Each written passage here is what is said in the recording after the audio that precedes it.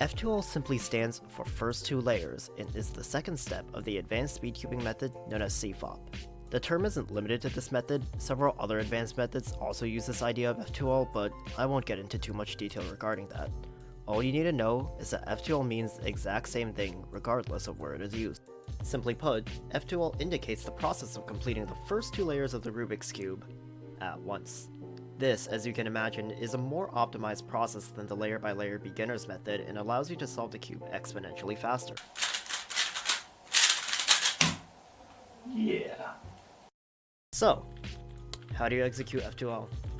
Well, I'm not going to tell you here, but you know what you should do?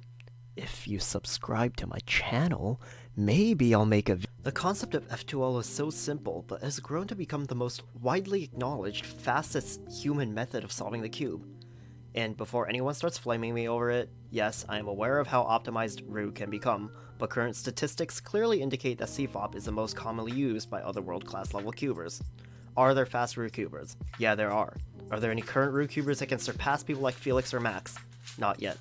Maybe in the future, but as of right now, CFOP is still the reigning champion before all other methods. Alright, another issue to address just to prevent some misunderstanding, I'm also aware that at the world-class level, CFOP users modify the method in order to further optimize their solves. This means the use of one-look last layer algorithms, LSLL subsets, edge orientation techniques, and many others that may be partially adopted from other methods such as ZZ, Ru, or Tetris. The point still stays the same, however, the cube is solved under the same basic formula of layers. I'm calling the method CFOP for convenience sake, but if you want to call it CFOP with a Ru twist under ZZ EO line manipulative block building method, then by all means, go for it. Anyways, with that out of the way, let's move on to the actual topic I wanted to address, and that is F2L. The biggest step within the CFOP method that many tutorials will say is best learned through intuition, then optimized with algorithms. And this is true. Intuition and self-experimentation is by far the best way to learn F2L. The reason is because learning the technique through intuition allows you to understand why the moves you make will formulate the necessary pairs. Why do you have to hide this corner in this specific way when this case appears? Why do you have to position these two pieces in this way for the pair to be inserted? Understanding the most basic method of creating corner and edge pairings is pivotal in improvisation during solves and allows for quicker optimization and overall understanding of how the cube behaves. This plays a role once you start to learn the algorithms for harder, less intuitive F2L cases. What is extremely important is that you're able to see why these algorithms work from the knowledge you've gathered through your intuitive learning, which, like the basic cases, will help you further understand how the cube works and improve faster. Improvisation and speedcubing gets more and more important as you go faster, and being able to understand exactly how algorithms move pieces around will help you greatly with that process of improvement. But really, that's not all you wanted to know.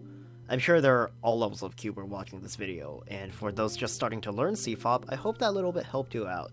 For those who are trying to get faster, you're all desperately seeking advice. Unfortunately, as someone who is nowhere near the level of world-class level cubers, I don't feel qualified giving tips on general improvement. I, like everyone else, would say the same basic cliche things. Practice, look ahead, practice, turn faster, practice, practice, practice. And hearing that over and over again can get a bit old, so I'll offer my little piece here. The sub 15 barrier was by far the hardest barrier that I had to surpass. That was a point where turning slowly with decent look ahead just wasn't enough anymore. I finished learning full PLL, but I was still stuck on the 15 to 16 barrier. I even started learning OLL hoping that it will at least help me improve my time slightly, but overall I was pretty disappointed with the result. And really, what can I say? I was going about the wrong way to get faster. My problem was the efficiency of my F2L, as with many others. My look ahead was decent, but as I started turning fast, my look ahead suffered. Surely there must be some way to maintain a sub 15 average, but still turn at a relatively relaxed pace. There had to be. The key to crossing that barrier were example solves from faster cubers. Two world-class level cubers. If any of you ever stumble across this video, please make some form of example solve videos just detailing your thought process when solving the cube. It helps more than you can imagine. I think it was Mats Valk's example solve videos that I first stumbled across back in 2014, or was it 2015, I forget. It's gone from his channel now, but he basically made an example solve video detailing his thoughts as he did some solves. And that was like the enlightenment for me. Replaying the video, I saw so many things that he would do that I could incorporate into my own solves. Even the most basic things like finger tricking an F prime or solving a certain F2L case a certain way was helpful to me. And undoubtedly it would be helpful for everyone who's slower than him, which is effectively 99.9% of the cubing community, as he was literally the fastest in the world. So that's my friendly advice for improvement. If you want to get fast, watch faster people explain their solves and learn off of it. Ew, learning? That's what we do in school. I don't want to take notes on someone solving Rubik's cubes. Well, that's fine. However, I truly believe that the holy grail in becoming fast is not just practice or learning algorithms or refining a look ahead, but having the dedication and determination to become fast. Alex Sheen created a program called Because I Said I Would, where people would write down promises on cards and carry out that promise because they said they would. And I think improvement on anything, not just cubing, can learn from that. If you tell yourself you will improve and truly believe that you will improve, then you will end up improving. How do I know? Well, there's nothing stopping you but yourself. Because you said you would.